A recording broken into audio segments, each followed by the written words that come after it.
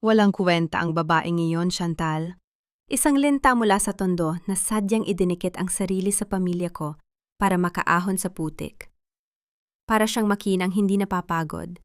Isang kagamitang pambahay na walang pakiramdam at sadyang ginawa para magsilbi sa atin. Huwag mong isipin si Trinidad. Dahil sa mga oras na ito, tiyak na nakasubsob siya sa trabaho habang tayo ay nagpapakasaya sa higaang ito. Ang boses ni Kenichi ay tila isang matalim na balisong na humiwas sa katahimikan ng madaling araw. Sa loob ng luma at maalinsangang syal ng det sa gilid ng Maynila, natigilan ang mga kamay ni Trinidad. Ang kanyang mga daliri, na puno ng kalyo at maliliit na sugat mula sa dulo ng karayom, ay nanginginig habang hawak ang mamahaling tela ng gown na para sa kanyang biyenang si Doña Consolacion. Kanina pa siya hindi kumakain. Tinitiis ang gutom at ang tila nagbabagang hangin na puno ng himulmol ng tela para lamang matapos ang borda ng damit na gagamitin ng biyenan sa Paris. Ngunit ang bawat tahi na inalay niya ng may pagmamahal ay tila naging lason nang makita niya ang liwanag mula sa kanyang cellphone na nahulog sa sahig. Doon, sa maliit na screen, bumungad ang katotohanang mas masakit pa sa pagkabaon ng karayom sa kanyang kuko. Ang kamera, anit pagnanakaw na itinago niya sa kanilang silid para sa seguridad, ay nagpakita ng isang eksenang wumasak sa kanyang buong pagkatao. Ang kanyang asawa, ang lalaking pinaglingkuran niya sa loob ng 15 taon, ay nakahiga sa kanilang kama kasama ang ibang babae. Ang bawat haplos at tawa ni Kenichi kay Chantal ay tila mga sampal na paulit-ulit na dumadapo sa kanyang namumutlang pisingi. Naramdaman ni Trinidad ang panunuyo ng kanyang lalamunan. Ang bawat hininga niya ay tila may kasamang bubog na sumusugat sa kanyang dibdib. Hindi siya makasigaw. Ang kanyang tinig ay tila nabaon sa ilalim ng mga tumpok ng tela sa paligid. Ang pawis na dumadaloy mula sa kanyang noo ay humalo sa isang patak ng luha na hindi niya napigilang kumawala. Gusto niyang tumayo. Gusto niyang itapon ang lahat. Ngunit ang kanyang katawan ay tila naging bato. Ang tanging naririnig na lamang niya ay ang mabilis na tibok ng kanyang puso, na tila isang tambol na nagbabadya ng panganib. Biglang nabulabog ang kanyang pag-iisa nang mag-vibrate ang phone sa kanyang paanan. Isang tawag mula sa Paris. Kahit nang hihina, pinilit niyang sagutin ang tawag, umaasang baka may kahit katiting na pag-aalala si Doña Consolacion sa kanyang kalagayan. Trinidad, bakit hindi ko magamit ang aking supplementary card dito sa butik? Nakakahiya. Pinagbumukha mo ba akong pulubi sa harap ng mga Pranses? Ayusin mo agad ito, dahil kung hindi, hinding-hindi ka makakatapak sa bahay na ito pagbalik ko. Tandaan mo kung saan ka nanggaling, babaeng tondo. Utang mo sa amin ang bawat butil ng kaning isinusubo mo. Ang boses ng biyenan ay punong-puno ng puot at pang-alipusta. Walang bakas ng pagtatanong kung bakit tila hirap huminga ang manugang sa kabilang linya. Sa pagkakataong iyon, naramdaman ni Trinidad ang isang malamig na sensasyon na dumaloy sa kanyang mga ugat. Ang lahat ng sakripisyo, ang lahat ng paglunok sa sariling karangalan para sa pamilyang itinuring niyang sa kanya ay naglaho na parang usok. Ang kanyang kamay na may hawak na karayom ay lalong humigpit ang kapit hanggang sa maramdaman niya ang malagkit na dugo na dahan-dahang namuo sa dulo nito. Tumingin siya sa paligid ng madilim at maruming sungdet. Ang mga makinang det na dati ay simbolo ng kanyang pangarap ay tila naging mga rehas ng isang kulungan na siya rin ang gumawa. Nanlalabo ang kanyang paningin, hindi dahil sa antok, kundi dahil sa bigat ng katotohanang ang kanyang buhay ay dinitahan ng ibang tao gamit ang sarili niyang dugo at pawis. Tumayo siya ng dahan-dahan, kahit na ang kanyang mga tuhod ay tila gawa sa marupok na sinulid. Inayos niya ang kanyang buhok at pinunasan ang luha, ngunit ang kanyang mga mata ay hindi na muling magliliwanag ng tulad ng dati. Ang malambot na Trinidad ay tila unti-unting namamatay sa bawat segundang lumilipas. At sa kanyang lugar ay may nabubuong isang bago at matigas na bersyon ng kanyang sarili. Hanggang kailan ko kailangan tahiin ang sarili kong libingan para lamang sa mga taong ang tingin sa akin ay isang basahan. Hanggang kailan ako mananatiling piping saksi sa sarili kong pagkapuksa na natili siyang nakatayo sa gitna ng kadiliman habang ang anino ng mga tela ay tila mga multo na nagmamasid sa kanya. Walang ingay, walang galaw, kundi ang marahang pagtulo ng dugo mula sa kanyang sugat patungo sa puting tela na dapat ay para sa kanyang biyenan.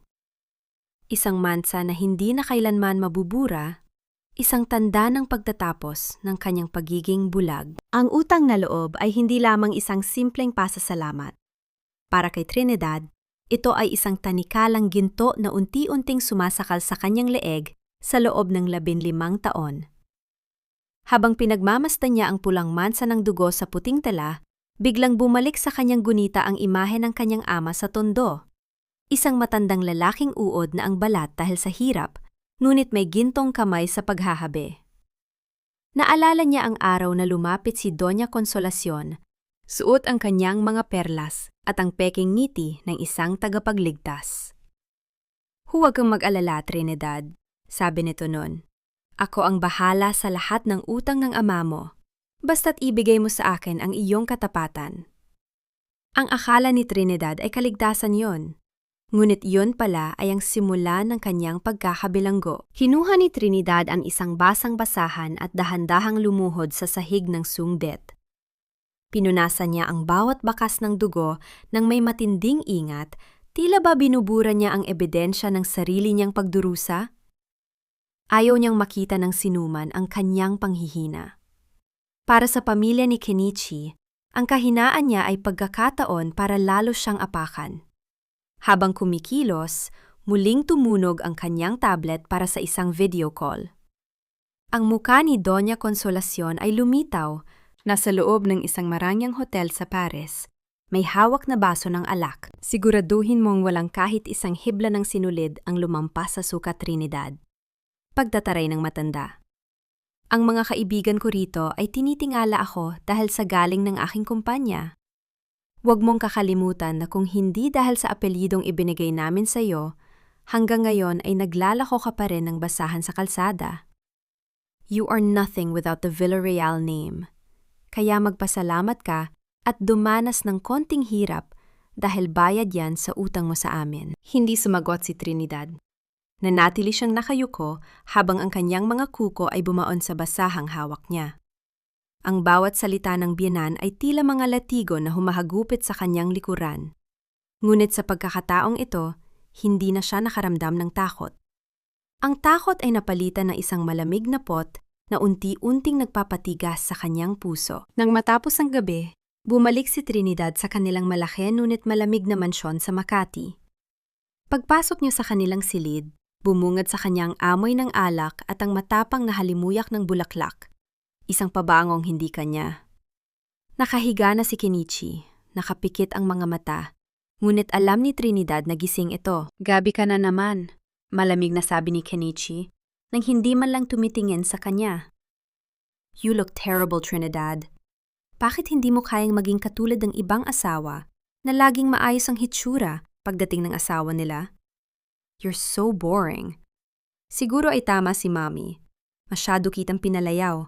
Kaya nakakalimutan mo ng mag-ayos. "Nagtrabaho ako para sa damit ng mommy mo, Kenichi." Mahinahon, ngunit may diin na sagot ni Trinidad. Biglang gumangon si Kenichi at lumapit sa kanya. Hinawakan niya ang baba ni Trinidad ng mahigpit. Ang kanyang mga mata ay puno ng pagkairita. "And so? Obligasyon mo yon. Don't act like you're doing us a favor. Kung hindi dahil sa amin, nasaan ka na ngayon?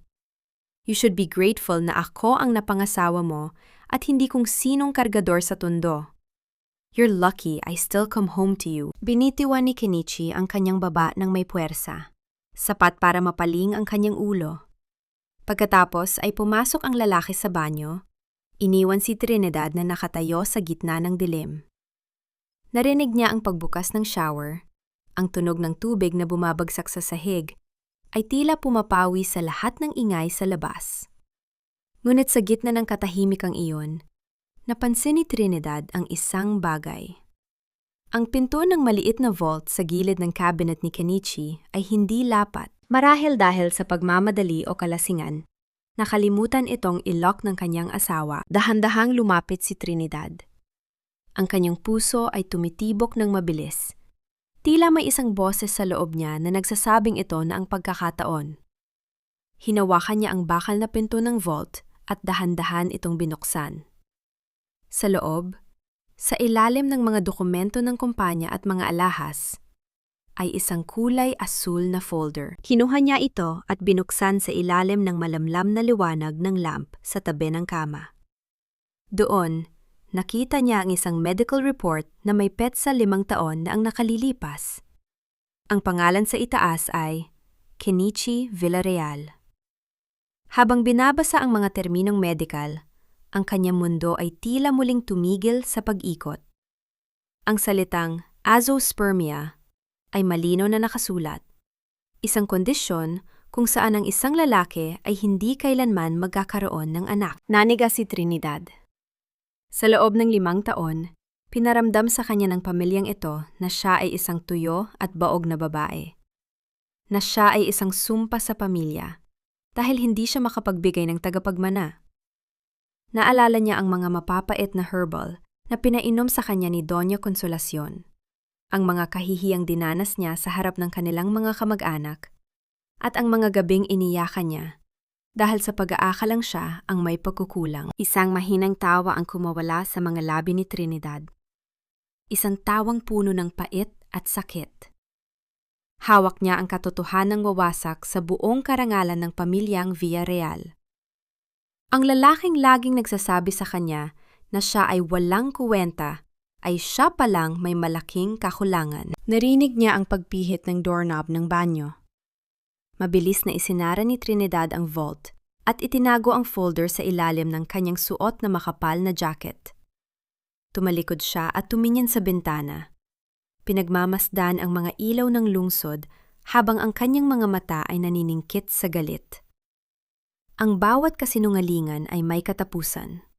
At ngayon, hawak na niya ang unang alas na gagamitin niya upang sunugin ang kanilang kaharian ng dumi. Sa ilalim ng malamlam na liwanag ng lamp sa tabi ng kama, ang bawat titik sa medical report na iyon ay tila mga buhay na uod na gumagapang sa paningin ni Trinidad.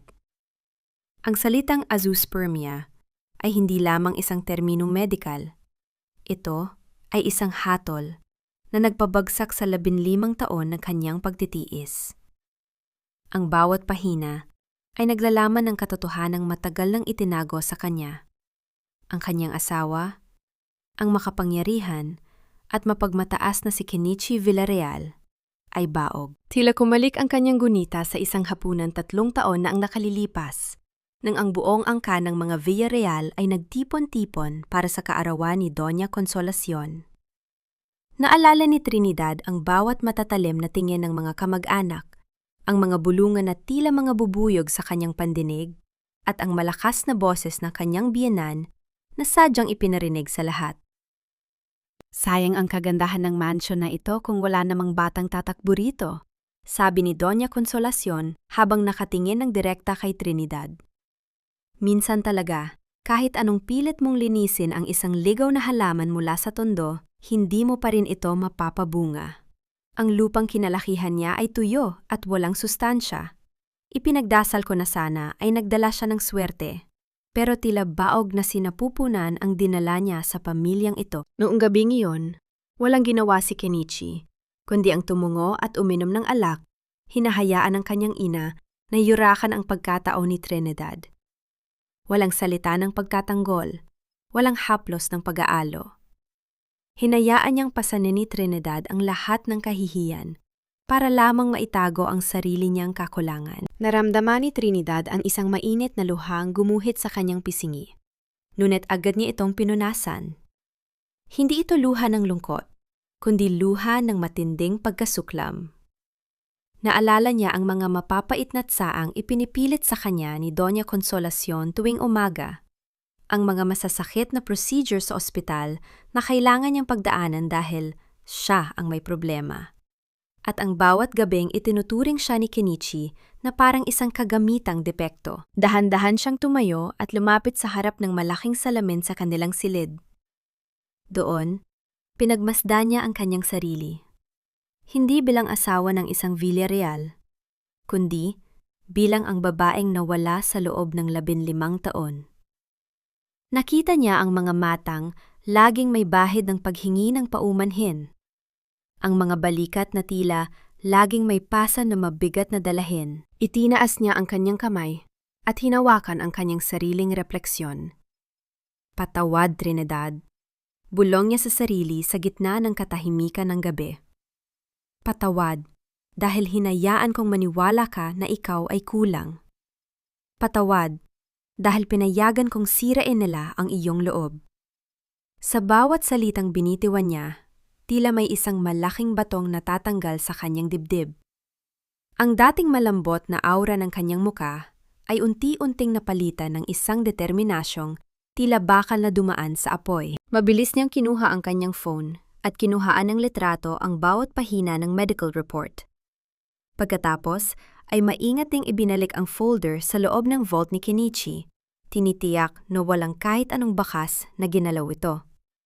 Isinarado niya ang pinto ng vault ng may sapat na ingat para hindi makalika ng anumang tunog na gigising sa kanyang asawa. Bumalik siya sa higaan, ngunit hindi para matulog. Nanatili siyang nakadilat, nakatingin sa kisame habang binubuo sa kanyang isipan ang bawat hakbang na kanyang gagawin. Ang pag-ibig na dati ay nagbubuklod sa kanya sa bahay na ito ay tuluyan ng naging abo. Eksaktong 3:00 ng madaling araw, nang makaramdam siya ng pag-vibrate ng kanyang phone sa ilalim ng unan. Isang hindi kilalang numero ang tumatawag. Sa una ay binaliwala niya ito, ngunit muling tumunog ang device sa ibabaw ng malambot na kutson. Pinindot niya ang answer button at itinapat ang phone sa kanyang tainga nang hindi nagsasalita. Alam kong gising ka pa, Trinidad. Isang malanding boses ng babae ang narinig niya mula sa kabilang linya. Si Chantal. Ang boses nito ay puno ng pagmamalaki at pang-uuyam. Huwag mo nang piliting maging perpektong asawa. Tapos ng oras mo. Kailangan nating mag-usap tungkol sa hinaharap ni Kenichi. At tungkol sa magiging anak namin na hinding-hindi mo kayang ibigay sa kanya. Nanlamig ang mga daliri ni Trinidad. Ngunit hindi dahil sa takot.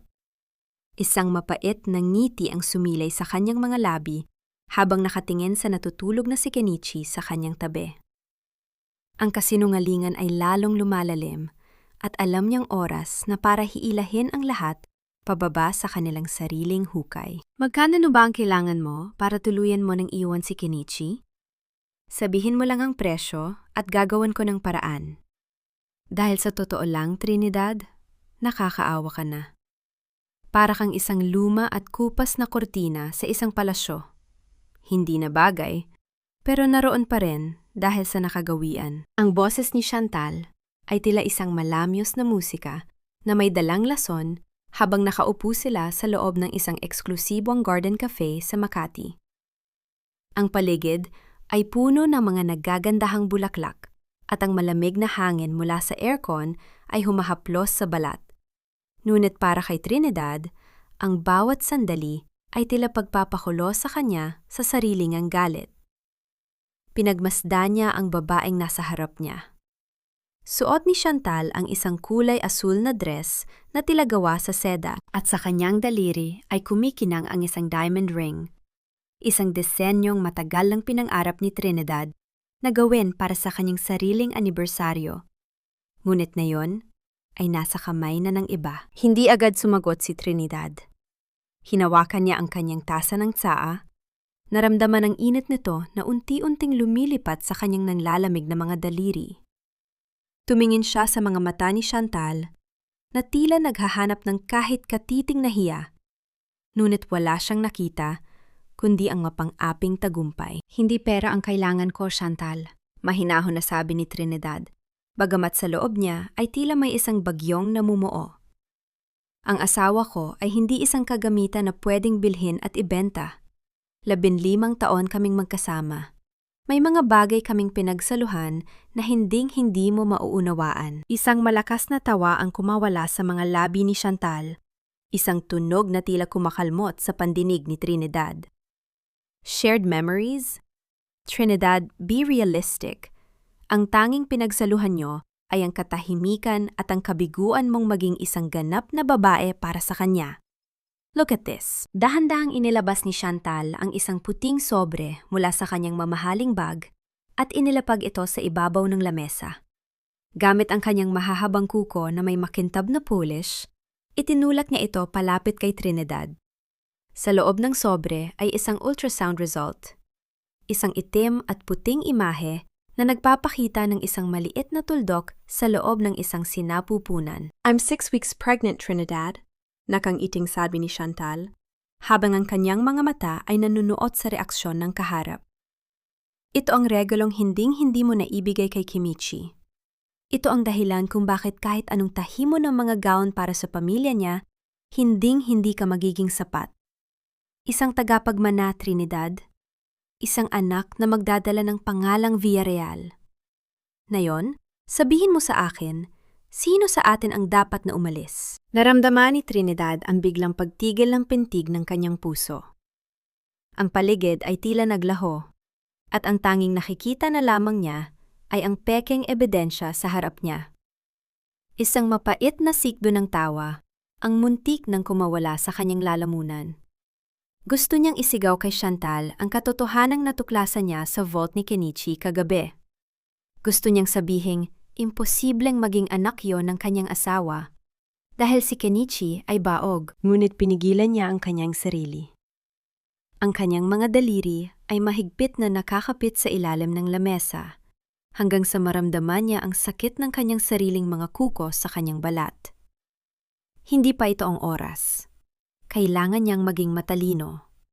Kung magbubunyi siya ngayon, mawawala ang pagkakataon niyang makita kung gaano kalalim ang dumi na kinasasangkutan ng dalawang ito. Sigurado ka bang kay Kenichi iyan? Tanong ni Trinidad sa isang boses na tila walang emosyon. Bagamat ang kanyang paningin ay nananatiling matalim. Nalaglag ang ngiti sa mukha ni Chantal at napalitan ito ng matinding galit. How dare you! Sinasabi mo bang nandaraya ako? Kenichi loves me. At handa siyang gawin ang lahat para sa amin ng bata. Sa katunayan, binigay na niya sa akin ang mga dokumento para sa sungdet niyo sa Tondo. He said it's a gift for our future child. Isang maliit na sakripisyo para sa pamilyang bubuuin namin. Sa pagkakataong ito, naramdaman ni Trinidad ang isang tunay na hapdi sa kanyang dibdib. Ang sumdet sa Tondo ay hindi lamang isang gusali. Iyon ang huling alaala ng kanyang mga magulang, ang pundasyon ng kanyang pagkatao. Ang marinig na ipinamimigay ito ni Kenichi sa kanyang kabit ay tila isang huling hantungan ng kanyang pagtitiis. Tumayo si Trinidad ng dahan-dahan. Ang kanyang tindig ay tuwid at puno ng dignidad, na tila hindi kayang tapatan ng anumang mamahaling damit ni Chantal. Hindi niya kinuha ang sobre. Sa halip, kinuha niya ang kanyang bag at tumingin ng diretsyo sa mga mata ng babaeng nag-aakalang nanalo na ito. Magsaya ka muna sa mga pangarap mo, Chantal, sabi ni Trinidad sa isang mahinang boses na puno ng kapangyarihan. Dahil ang mga bagay na itinayo sa ibabaw ng kasinungalingan ay madaling gumuho kapag ang katotohanan na ang humampas.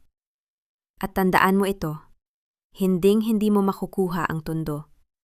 Kahit sa huling hininga ko, hindi ko hahayaang madumihan ng mga kamay mo ang pinakaingat-ingatan ko. Iniwan ni Trinidad si Chantal na nakatulala sa gitna ng cafe. Habang naglalakad siya palabas, ang bawat hakbang niya sa semento ay tila isang panata ng pakikipaglaban. Ang kanyang lalamunan ay nananatiling may bara ng sakit, ngunit ang kanyang isipan ay malinaw na parang kristal. Paano ko hahayaang nakawin ng isang linta ang tanging bagay na nag-uugnay sa akin sa aking nakaraan? Hanggang saan ang kayang gawin ni Kenichi para lamang protektahan ang sarili niyang kahihiyan? Sumakay siya sa kanyang sasakyan at doon, sa gitna ng katahimikan, ay napasandal siya sa manibela. Ang bawat buntong hininga niya ay may kasamang panalangin para sa lakas. Alam niyang nagsisimula pa lamang ang digmaan, at sa pagkakataong ito, sisiguraduhin niyang walang matitira sa kaharian ng mga Villarreal. Uminom ka muna ng mainit na tsaa, Trinidad. Masyado mo nang pinapagod ang sarili mo sa suong det. Baka mamaya magkasakit ka na. Ang boses ni Kenichi ay malambot. Tila isang pelus na humahaplos sa pandinig. Ngunit para kay Trinidad, ang bawat salita nito ay parang malalamig na patak ng ulan sa gitna ng gabi. Nakaupo sila sa kanilang malawak na dining table na gawa sa mamahaling mahogany. Sa ilalim ng liwanag ng kristal na chandelier, ang mukha ni Kenichi ay tila isang anghel na nag-aalala, isang imahe na 15 taon na pinaniwalaan at minahal ni Trinidad. Ngunit na yon, ang nakikikita na lamang niya ay ang anino ng isang linta na handang sipsipin ang huling patak ng kanyang pagkatao. Dahan-dahang inilapag ni Kenichi ang isang makapal na folder sa ibabaw ng lamesa. Ang tunog ng pagbagsak ng papel sa kahoy ay tila isang hatol na nagpatahimik sa buong silid. Hinawakan ni Kenichi ang kamay ni Trinidad. Isang hawak na dati ay nagbibigay sa kanya ng init, ngunit ngayon ay tila balat ng isang reptilya na nagpapataas ng balahibo niya sa diring nararamdaman. Trinidad, sweetheart, alam mo naman na ang Villarreal Group ay dumadaan sa matinding crisis, di ba? Panimula ni Kenichi, ang kanyang mga mata ay tila nangingintab sa huwad na lungkot. Kailangan nating isecure ang isang malaking loan para hindi tayo tuluyang malugi. Ang sabi ng bangko, kailangan natin ng karagdagang collateral. Yung suong debt nyo sa Tondo, yun na lang ang natitirang asset na hindi pa nakapangalan sa akin. Naramdaman ni Trinidad ang isang matinding hapdi sa kanyang lalamunan. Tila may isang malaking bara na hindi niya mailunok. Ang suong debt sa Tondo ay hindi lamang isang negosyo. Doon nakabaon ang bawat patak ng pawis ng kanyang ama, ang bawat pangarap ng kanyang ina, at ang huling alaala ng kanyang kabataan bago siya naging isang bilanggo sa loob ng mansion na ito. Collateral? Ulit ni Trinidad sa isang mahinang boses. Sabi mo noon kinuha mo ang mga patent ng mga tina ko, sapat na yon para protektahan ang pamilya. Ngayon, pati ang Tondo ay kukunin mo na rin? Hindi ko naman kukunin, Trinidad. Pansamantala lang ito. Mabilis na sagot ni Kenichi, lalong hinigpitan ang hawak sa kanyang kamay. Gusto mo bang mawala ng dangal ang mga Villarreal? Isipin mo si Mommy, mawawalan siya ng mukhang ihaharap sa mga kaibigan niya sa Paris kapag nalaman nilang bumabagsak na tayo. Do this for us, for our future. Isipin mo na lang na ito ang huling sakripisyo mo para sa pamilyang ito. Isang mapait na ngiti ang sumilay sa mga labi ni Trinidad na hindi napansin ni Kenichi. For our future? Ang tinutukoy ba niyang kinabukasan ay ang buhay na kasama si Chantal at ang batang hindi naman kanya? Ang bawat salita ni Kenichi ay tila isang insulto sa talino ni Trinidad. Ngunit sa halip na sumigaw, hinayaan ni Trinidad na manginig ang kanyang mga balikat. Nagkunwari siyang umiiyak, itinatago ang kanyang mga mata sa likod ng kanyang mga palad. Sige na nga, Kenichi. Bulong niya. Ang boses ay tila isang marupok na sinulid na malapit ng maputol. Kung yan lang ang tanging paraan para manatiling buo ang pamilyang ito, pipirma ako. Mabilis na kinuha ni Kenichi ang isang mamahaling ballpen at inabot ito kay Trinidad. Ang pananabik sa kanyang mga mata ay hindi niya naitago. Isang pananabik na tila isang buwayang nakakita ng biktima. Dahan-dahang inilapit ni Trinidad ang dulo ng ballpen sa puting papel. Ang tunog ng dulo ng panulat, habang dumadaiti ito sa papel, ay tila isang huling hininga sa loob ng silid. Ngunit bago niya idikit ang tinta, tumigil si Trinidad. Tumingin siya sa malaking bintana kung saan tanaw ang harden. Naalala niya ang kanyang ama, ang paraan ng paghaplos nito sa lumang hungku, ang amoy ng sariwang tina na laging nakadikit sa balat nito. Ang suong debt na yon ay ang kanyang kaluluwa. Pinirmahan ni Trinidad ang dokumento. Ang bawat kurba ng kanyang lagda ay tila isang dulo ng kutsilyo na humihiwa sa kanyang puso. Ngunit sa kanyang isipan, may ibang apoy na nagliliyab. Salamat, Trinidad. Sabi ko na nga ba at hindi mo ako bibitawan? Masayang sabi ni Kenichi, sabay hablot sa folder na tila ba ginto ang hawak niya. Mabilis siyang tumayo at hindi man lang hinalikan o niyakap ang asawa. Kailangan ko na itong ihatid sa opisina para maiproseso agad. Magpahinga ka na ha? Narinig ni Trinidad ang mabilis na mga hakbang ni Kenichi palabas ng silid. Ang tunog ng pagsara ng pinto ng kanilang mansion at ang pag-andar ng sasakyan na unti-unting nawawala sa pandinig. Sa sandaling iyon, ang katahimikan sa loob ng bahay ay tila naging isang mabigat na kumot na bumalot sa kanya. Dahan-dahang tumayo si Trinidad. Ang kanyang mga mata, na kanina ay puno ng kunwaring luha, ay naging matalas at malamig na parang kristal. Kinuha niya ang isa pang folder na nakatago sa ilalim ng kanyang upuan. Isang folder na eksaktong kapareho ng kinuha ni Kenichi. Isang mapait na tawa ang kumawala sa kanyang mga labi. Ang dokumentong pinirmahan ni Kenichi ay hindi ang transfer of ownership. Iyon ay isang dokumentong nagpapatunay ng lahat ng utang at illegal na transaksyon na ginawa ni Kenichi sa ilalim ng kanyang pangalan sa loob ng 5 taon, na ngayon ay handa nang gamitin laban sa kanya. Sa tingin mo ba ay ganun ako kadaling lokohin, Kenichi? Bulong ni Trinidad sa gitna ng kadiliman. Ang huling pirma na yon ay hindi para sa iyo. Yon ay para sa kalayaan ko. Hinaplos niya ang kanyang leeg. Tila ba dahan-dahan nang lumuluwag ang tanikalang 15 taon na niyang pasan. Ang bawat hibla ng kanyang paghihigante ay dahan-dahan nang nalalabi. At sa pagkakataong ito, walang sinulid ang masasayang. Ang bawat hakbang ni Trinidad pabalik sa mga eskinita ng tondo ay tila paglalakad sa isang bahagi ng kanyang sarili na matagal na niyang ibinaon sa limot. Ang amoy ng alat mula sa dagat at ang ingay ng mga batang magtatakbuhan ay malayo sa nakabibinging katahimikan ng mansyon sa Makati. Huminto siya sa harap ng isang luma, ngunit matibay na gusali, kung saan nakasulat ang pangalan ni Attorney Leo. Sa loob ng maliit at masikip na opisina na puno ng mga nagtataasang tumpok ng papel, naghihintay ang isang lalaking may matalas na paningin. Si Leo ay hindi lamang isang abogado.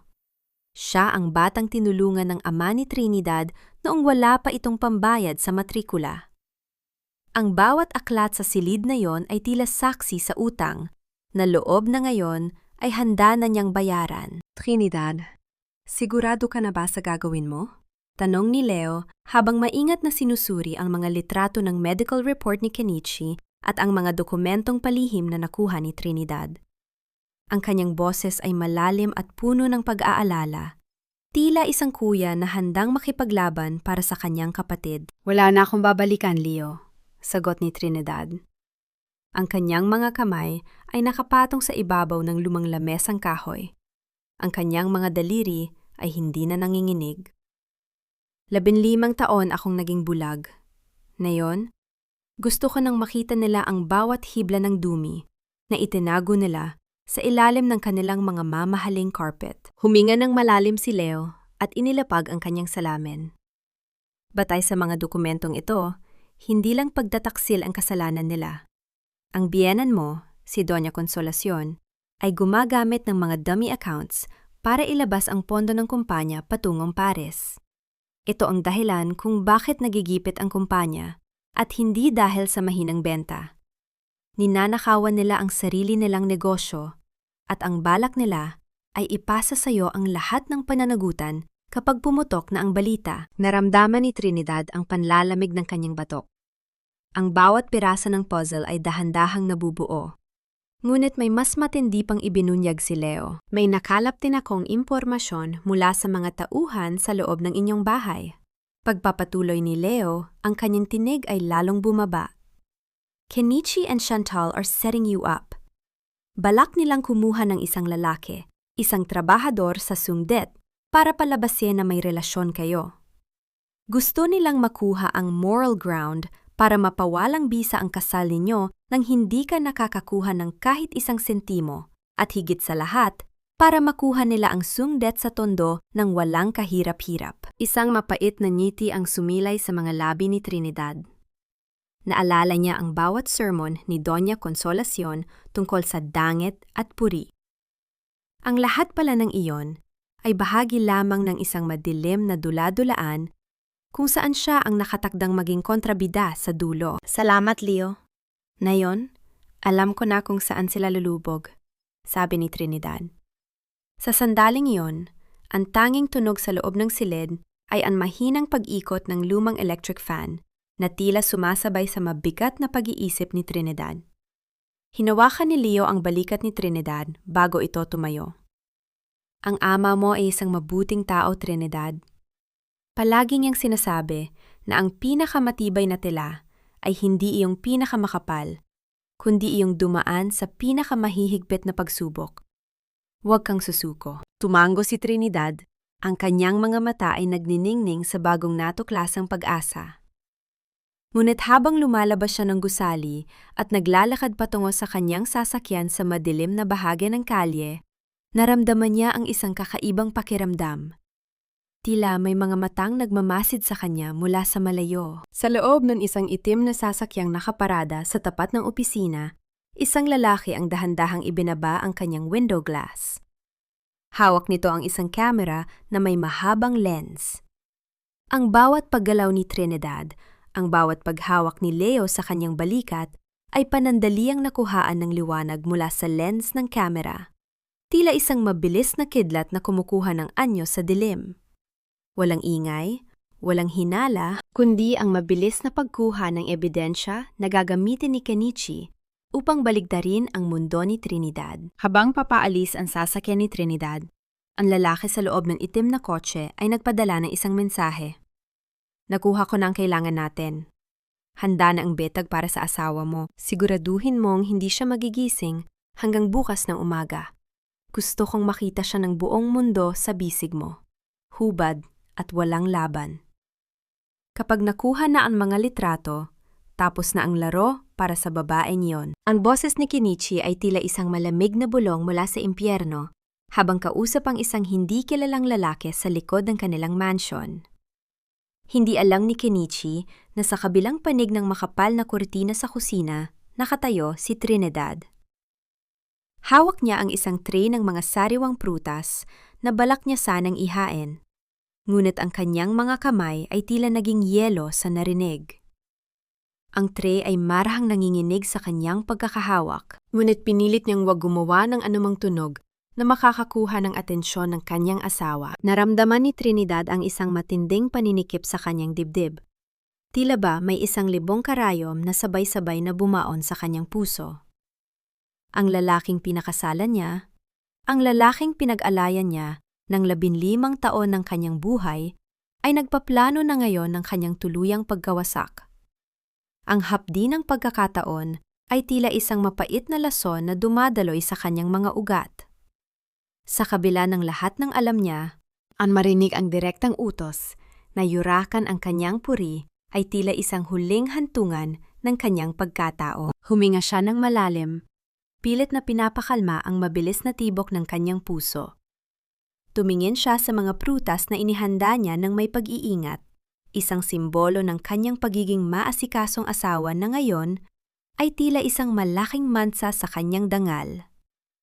Hindi siya pwedeng magpakita ng takot. Hindi siya pwedeng maging biktima sa pagkakataong ito. Dahan-dahan siyang lumabas mula sa kusina at naglakad patungo sa dining area, suot ang kanyang karaniwang maskara ng isang masunuring asawa. Nadatnan niya si Kenichi na nakaupo na sa lamesa, tila walang anumang mangyari, habang nagbabasa ng dyaryo. Uminom ka muna ng wine, Trinidad. You deserve to relax tonight. Lalo na't matatapos na ang lahat ng problema natin sa Sungdet, sabi ni Kenichi nang hindi tumitingin sa kanya. Inabot nito ang isang baso ng wine na kanina pa nakahanda sa ibabaw ng lamesa. Ang kulay pula ng alak ay tila isang babala ng dugo sa paningin ni Trinidad. Naramdaman ni Trinidad ang tuyong lalamunan. Alam niyang may kung anong nakahalo sa inuming iyon. Sa gilid ng kanyang paningin, napansin niya si Aling Rosa, ang matandang katulong na tanging nakakaalam ng kanyang paghihirap, na bahagyang umiling habang nagpupunas ng mga plato sa malayo. Ang senyas na iyon ay sapat na para kumpirmahin ang kanyang hinala. Salamat, Kenichi, mahinahong sagot ni Trinidad. Kinuha niya ang baso, ngunit hindi ito itinapat sa kanyang mga labi. Sa halip, nakunwari siyang may nakitang dumi sa kanyang damit at dahan-dahang tumayo. Sa isang mabilis at maingat na pagkilos habang nakatalikod si Kenichi, ibinuhos niya ang alak sa paso ng halaman sa tabi ng bintana at pinalitang ito ng tubig mula sa pitzel na nasa buffet table. Uminom siya. Timititigan si Kenichi sa mga mata habang ang huli ay may kakaibang ngiti sa mga labi. Pagkatapos ng hapunan, naramdaman ni Trinidad ang unti-unting pagbigat ng kanyang mga talukap. Hindi dahil sa gamot, kundi dahil sa pagod ng kanyang isipan.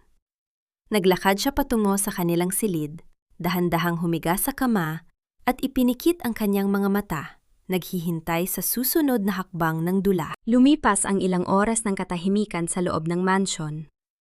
Narinig ni Trinidad ang dahan-dahang pagbukas ng pinto ng kanyang silid. Ang tunog ng mga yabag sa carpet ay tila paglapit ng isang mandaragit sa kanyang biktima. Nararamdaman niya ang presensya ng isang lalaki sa tabi ng kanyang higaan. Ang amoy ng alak at sigarilyo ay dumapos sa kanyang pang-amoy. Isang amoy na hinding-hindi kay Kenichi. Isang magaspang na kamay ang dahan-dahang humawak sa kanyang balikat. Tila tinatantiya kung siya ay gising pa. Nanatiling pikit ang mga mata ni Trinidad. Ang kanyang buong katawan ay tila nakahanda sa anumang mangyayari. Ngunit sa gitna ng kadiliman, narinig niya ang mahinang tunog ng isang camera shutter mula sa pintuan. Ang liwanag ng flash ay panandaliang tumagos sa kanyang mga talukap. Biglang bumukas ang malakas na ilaw ng silid. Narinig ni Trinidad ang malakas na tinig ni Kenichi na tila isang kulog sa gitna ng gabi. Trinidad, ano ang kahulugan nito? Sa loob mismo ng ating pamamahay, sigaw ni Kenichi. Ang boses ay puno ng wad na galit at panunumbat. Dahan-dahang imulat ni Trinidad ang kanyang mga mata. Nakita niya si Kenichi na nakatayo sa may pintuan, kasama ang isang totsupan at si Doña Consolacion na kadarating lang pala mula sa airport. Sa kanyang tabi ay isang lalaking trabahador mula sa Sungdet na tila gulat din sa nangyayari. Ngunit hindi ang takot ang bumungad sa mukha ni Trinidad. Sa halip, isang kalmado at matapang na tingin ang ipinukol niya sa kanyang asawa. Anong ibig mong sabihin, Kenichi? Tanong ni Trinidad sa isang boses na walang bakas ng pagkataranta. Ang ibig mo bang sabihin ay, ang lalaking ito na binayaran mo para pumasok dito? O, ang katotohanan kanina ko, paalam ang lahat ng ginagawa niyo? Nanlaki ang mga mata ni Kenichi, at ang hawak niyang folder ng mga peking ebidensya ay tila naging napakabigat. Ang katahimikan sa loob ng silid ay naging nakabibingi, habang si Doña Consolacion ay unti-unting namumutla sa gilid. Bakit ba laging ang mga taong nagpapanggap na malinis ang siyang may pinakamaraming dumi sa kanilang mga kamay? Hanggang kailan mo kayang panindigan ang isang kasinungalingang ikaw mismo ang gumawa? Anong kahiyahiyang eksena ito, Trinidad? Sa loob mismo ng mansyon ng mga Villarreal, nakuha mong magdala ng lalaki sa higaan niyo ni Kenichi? Wala ka talagang utang na loob. Ang boses ni Doña Consolacion ay tila isang matalim na palakol na pilit na binabasag ang katahimikan ng gabi. Ang matanda ay nakatayo sa may pintuan, suot pa ang kanyang mamahaling coat mula sa Paris, habang ang kanyang mukha ay namumula sa kunwaring pot. Sa likod niya, ang totsupan ay patuloy na kumukuha ng mga litrato. Ang bawat liwanag ng flash ay tila mga panandaliang kidlat na naglalantad sa madilim na balaki ng pamilya. Dahan-dahang bumangon si Trinidad mula sa pagkakahiga. Hindi siya nagmamadali. Hindi niya hinila ang kumot para takpan ang kanyang sarili. Dahil sa totoo lang, suot niya pa rin ang kanyang pambahay na damit sa ilalim ng robe. Maayos, desente, at walang bahid ng dumi. Tumingin siya sa lalaking nakaupo sa tabi ng kanyang higaan. Isang trabahador sa Sungdet na ang mga mata ay puno ng takot at pagkalito. Tapos na bang palabas niyo? Mahinahong tanong ni Trinidad. Ang kanyang boses ay walang bakas ng kaba. Tila ba isa lamang siyang manonood sa isang murang dula-dulaan?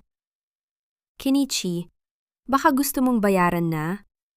Ang tutsupan mo bago ko tawagan ang mga pulis para sa trespassing. Napatigil si Kenichi. Ang huwad na lungkot sa kanyang mukha ay unti-unting napalitan ng pagkalito. Anong sinasabi mo? Huling-huni ka na, Trinidad. Huwag mo nang idaan sa pananakot ang pagtataksil mo. Tumayo si Trinidad at naglakad patungo sa nightstand. Kinuha niya ang baso ng tubig na kanina ay pinalitan niya. Inaasahan niyo bang tulog ako ngayon dahil sa gamot na inihalo niyo sa wine ko? Pwes, nagkakamali kayo. Ang halaman sa labas ang nakainom niyon, hindi ako. Lumingon si Trinidad sa lalaking trabahador. Kuya Berting, sabihin mo sa kanila, magkano ang ibinayad sa iyo ni Kenichi para umupo lang dito sa tabi ko? 100,000? O baka pinangakuan ka rin nila ng promosyon sa Sungdet na balak nilang nakawin sa akin? Ang lalaki ay napayuko, hindi makatingin ng diretsyo. Pasensya na po, Ma'am Trinidad. Kailangan ko lang po talaga ng pera para sa operasyon ng anak ko. Sila po ang nag-utos sa akin na pumasok dito. Ang katahimikan sa loob ng silid ay naging kasing bigat ng isang bato. Ang muka ni Doña Consolacion ay unti-unting nawalan ng kulay. Ang kanyang mga labi na kanina ay puno ng pang-aalipusta ay dahan-dahang nanginig. Hindi pa tayo tapos, Trinidad. Sigaw ni Doña Consolacion, pilit na ibinabalik ang kanyang otoridad. Kahit anong sabihin mo, ang mga litratong ito ang makikita ng lipunan. Sisiguraduhin kong wala kang mukhang ihaharap sa mga Villarreal. Lumapat si Trinidad sa kanyang biyenan. Ang kanilang mga mata ay nagtagpo. Ang isa ay puno ng desperadong galit at ang isa ay malamig na parang yelo. Huwag niyo akong takutin sa kahihiyan, Doña Consolacion. Bulong ni Trinidad. Sapat na para silang dalawa lamang ang makarinig. Dahil habang abala kayo sa pagkuha ng litrato sa akin dito, ang mga audit reports mula sa mga bangko nyo sa Paris ay dahan-dahan ng dumadaloy sa opisina ng SEC. Alam ko ang bawat sentimong ninakaw nyo sa kumpanya para sa mga luho nyo. Naramdaman ni Trinidad ang bahagyang pag-atras ng matanda. Ang kamay ni Doña Consolacion na nakahawak sa kanyang bag ay nagsimulang manginig ng marahas. Ang takot ay sa wakas ay sumilay sa mga mata ng reyna ng mga Villarreal. Tumingin si Trinidad kay Kenichi na ngayon ay tila isang basang sisiw sa gilid ng pintuan. Kenichi, sumama ka na sa mami mo at siguraduhin mong dadalhin mo ang lahat ng gamit mo. Dahil simula sa gabing ito, ang kwartong ito ay hindi na para sa mga lintana tulad nyo. Naglakad si Trinidad patungo sa bintana. Pinagmamasdan ang madilim na kalangitan. Nararamdaman niya ang matinding pagod na tila humihigop sa kanyang lakas. Ngunit may isang bahagi ng kanyang puso ang nakaramdam ng kagaanan. Ang bawat hakbang ng pag-alis ni Kenichi at Doña Consolacion mula sa silid ay tila mga tunog ng mga tanikalang isa-isang nalalaglag sa sahig. Nang tuluyan ng lisanin ng lahat ang silid, naupo si Trinidad sa gilid ng kama. Hinawakan niya ang kanyang dibdib. Dinarama ang mabilis na tibok ng kanyang puso. Hindi pa tapos ang laban. Alam niya yon. Ang mga sugat ng nakaraan ay hindi maghihilom sa loob ng isang gabi.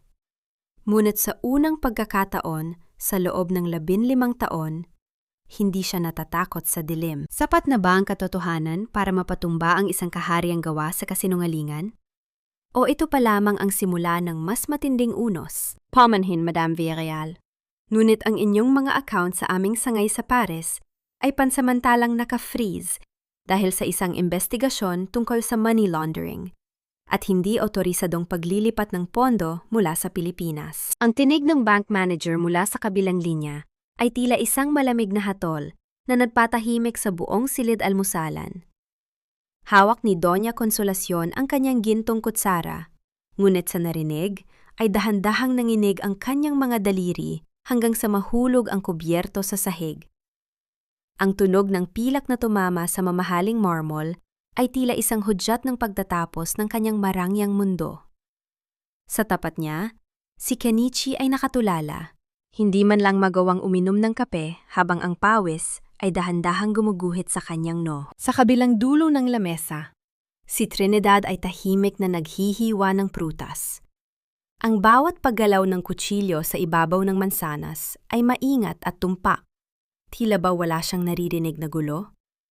Ang amoy ng sariwang kape at ang sinag ng umaga na tumatama sa mga kristal na baso ay nagbibigay ng isang mapayapang banyuhay, isang matinding kabaligtaran sa unos na kasalukuyang sumasakal sa kanyang biyenan. Anong money laundering?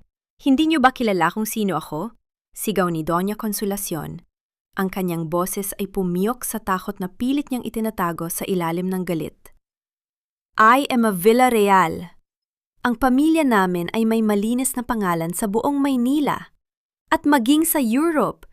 Ibalik niyo ang access ko sa aking mga cards. Ngunit ang tanging sagot ng manager ay ang malumanay ngunit matigas na paalala na meron silang natanggap na whistleblower report na may kalakip na mga dokumentong pirmado ng matanda.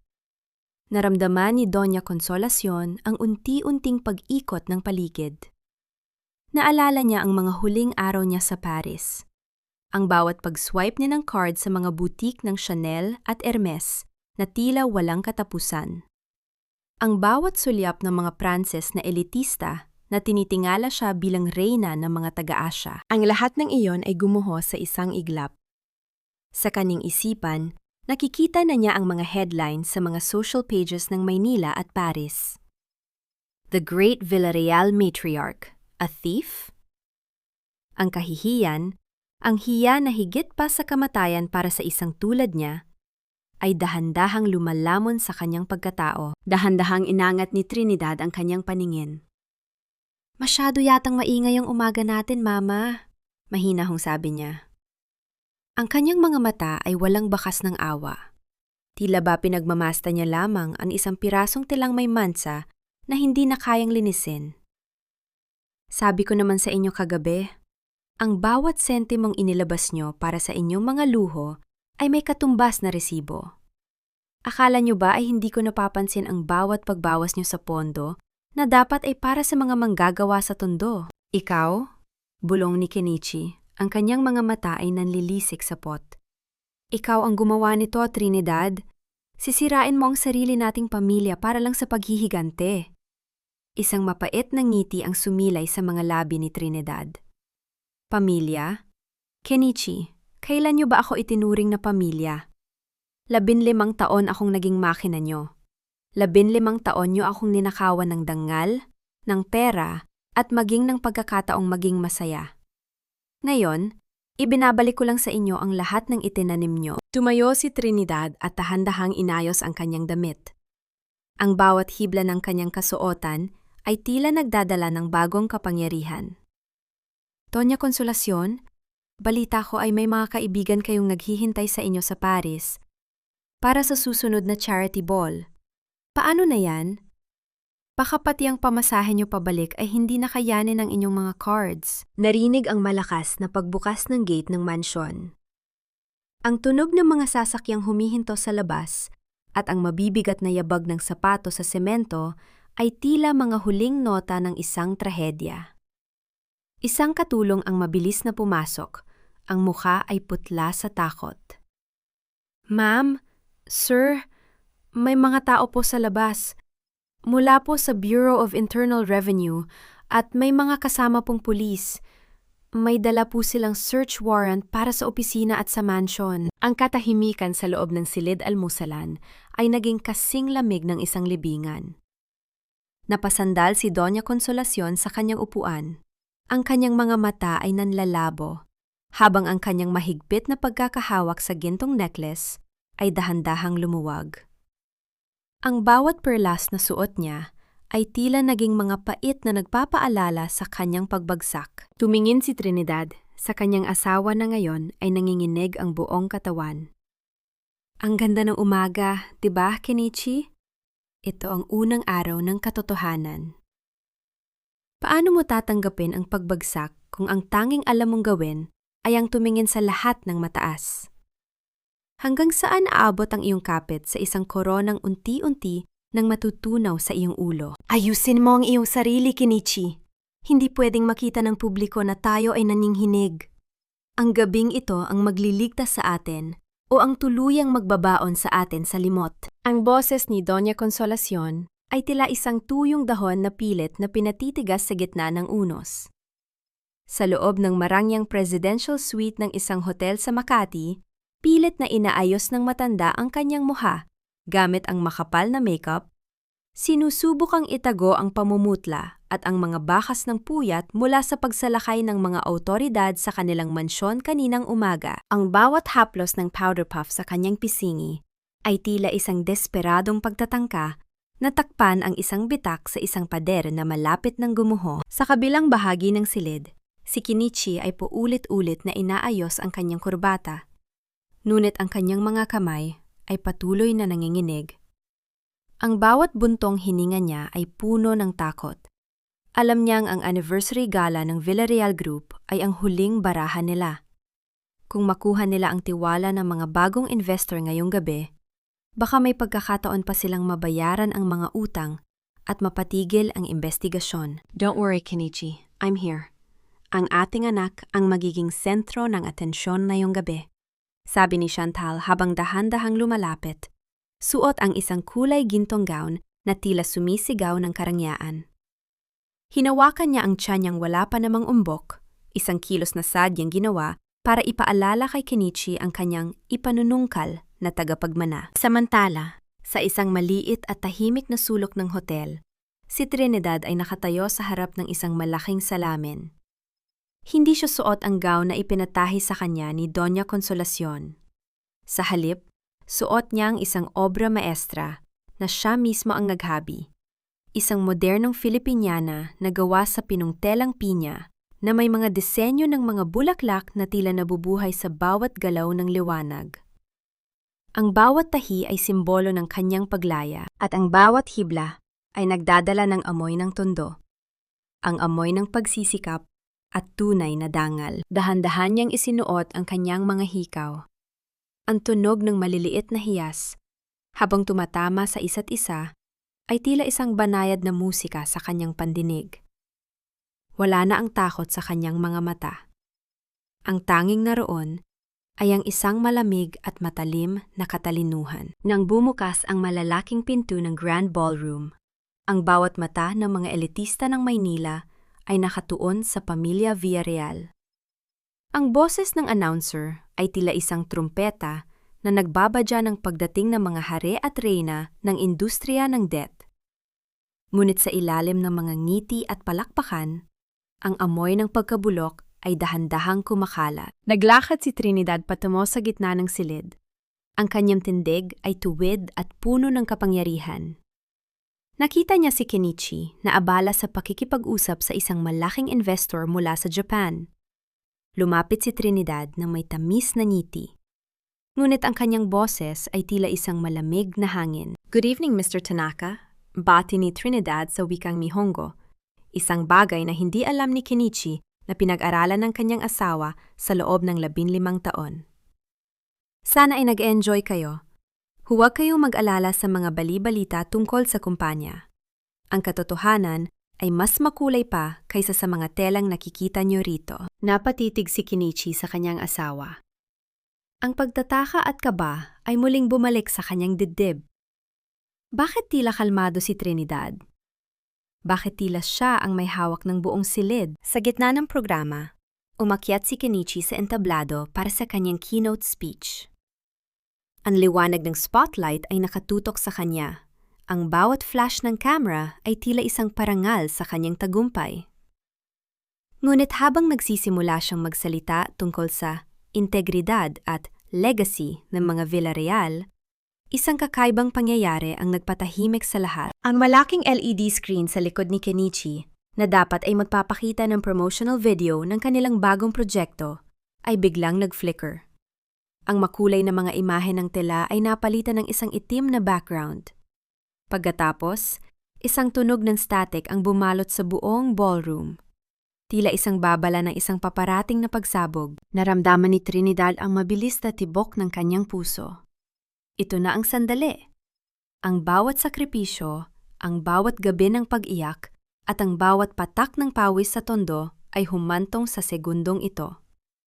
Isang pamilyar na boses ang narinig mula sa mga speaker ng ballroom. Isang boses na hindi kailanman inasahan ni Kenichi na maririnig ng publiko. Ang bawat salita ay malinaw, tila isang espada na humahati sa hangin ng ballroom. Anong lihim ang itinatago sa likod ng mga maskara ng tagumpay? At hanggang kailan kayang panindigan ng isang tao ang kanyang kasinungalingan bago ang buong mundo na ang humusga sa kanya? Sino ba ang tangang maniniwala na mahal ko ang babaeng iyon? Ginamit ko lang siya dahil siya ang tanging marunong magpatakbo ng sungdet at gumawa ng mga tina na nagpayaman sa atin. Para sa akin, si Trinidad ay isang kagamitang hindi dapat pinahahalagahan ng higit pa sa isang basahan. Ang tinig ni Kenichi ay umalingaw-ngaw sa buong Grand Ballroom, tila isang lason na kumalat sa bawat sulok ng marangyang silid.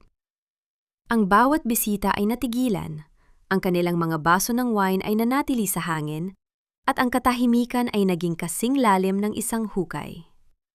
Sa malaking screen sa likod ni Kenichi, hindi mga tilang sutla ang nakita, kundi ang isang palihim na video recording kung saan kitang-kita ang pakikipagtawanan ni Kenichi kay Chantal habang nilalait ang kanyang asawa. Hindi pa natatapos ang hilahil. Ang screen ay muling nag-flicker at lumitaw ang isang dokumentong medical. Ang medical report na may tatak na azoospermia. Ang mga bulungan ng mga tao ay tila isang malakas na agos ng tubig na dahan-dahang humahampas sa pundasyon ng entablado. Ang hiya, ang matinding kahihiyan na kinatatakutan ng mga Villarreal ay dahan-dahang lumalamon sa kanila sa harap ng pinakamataas na antas ng lipunan. Hindi totoo yan! Patayin niyo ang screen! Sino ang may gawa nito? Sigaw ni Kenichi. Ang kanyang boses ay naging paos at puno ng desperasyon.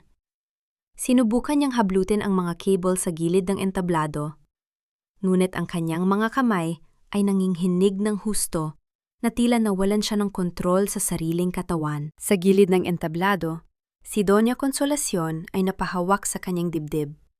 Ang kanyang muha na kanina ay punong-puno ng kayabangan ay naging kulay abo, tila isang rebultong unti-unting nagkakabakbak.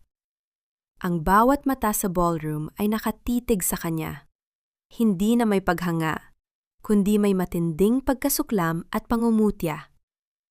Ang reyna ng mga Villarreal ay nahubaran ng kanyang pekeng korona sa gitna ng kanyang sariling kaharian. Dahan-dahang naglakad si Trinidad patungo sa gitna ng entablado. Ang bawat hakbang niya ay may tunog ng katigasan at paninindigan sa ibabaw ng makinis na sahig. Nang makarating siya sa harap ng mic, ang liwanag ng spotlight ay tumama sa kanyang mukha. Hindi bilang isang biktima, kundi bilang isang nagwagi. Ang bawat hibla ng telang ipinagmamalaki niyo ngayong gabi ay galing sa aking pawis, sa aking talino, at sa aking pagtitiis, simula ni Trinidad. Ang kanyang boses ay malinaw at kalmado, tila isang banayad na hangin pagkatapos ng bagyo. Ngunit ang bawat hibla rin na yan ay saksi sa inyong kasakiman. Sinabi niyo na may utang na loob ako sa inyo dahil iniyahon niyo ako mula sa tondo. Ngunit sa gabing ito, ang buong mundo na ang nakakita. Kayo ang may utang sa akin. Utang niyo sa akin ang inyong yaman, ang inyong pangalan, at ang inyong dangal na ngayon ay tuluyan ng naglaho. Lumingon si Trinidad kay Chantal na ngayon ay pilit na nagtatago sa likod ng mga dekorasyong bulaklak. At sa iyo, Chantal, ang batang sinasabi mong bunga ng inyong pagmamahalan? Marahil ay dapat mong ipaliwanag sa lahat kung paano nagkaroon ng milagro. Dayong ang lalaking kinakasama mo ay hindi kailanman magkakaroon ng kakayahang magkaanak. Isang malakas na singhap ang narinig mula sa mga tao. Ang bawat bulungan ay naging isang malakas na ingay ng paghusga. Si Kenichi ay napaluhod sa entablado. Ang kanyang muka ay nakabaon sa kanyang mga palad, habang ang kanyang mga balikat ay nanginginig sa hikbi ng isang talunang tao. Biglang bumukas ang malalaking pinto ng ballroom. Ang tunog ng mabibigat na yabag ng mga sapatos na gawa sa balat ay pumutol sa ingay ng mga tao. Isang grupo ng mga kalalakihan na suot ang barong at may mga badge ng National Bureau of Investigation ang pumasok, pinangungunahan ni Attorney Leo. Kenichi Villarreal. Doña Consolacion Villarreal. Malakas na tawag ni Leo. Ang kanyang boses ay puno ng otoridad na tila isang kulog. Mayroon kaming warrant of arrest para sa inyo dahil sa kasong malakihang estafa, falsification of public documents, at money laundering. Ang paligid ay naging magulo. Ang mga flashes ng camera ay naging mas mabilis, tila mga kidlat na kumukuha ng bawat segundo ng pagbagsak ng mga Villarreal.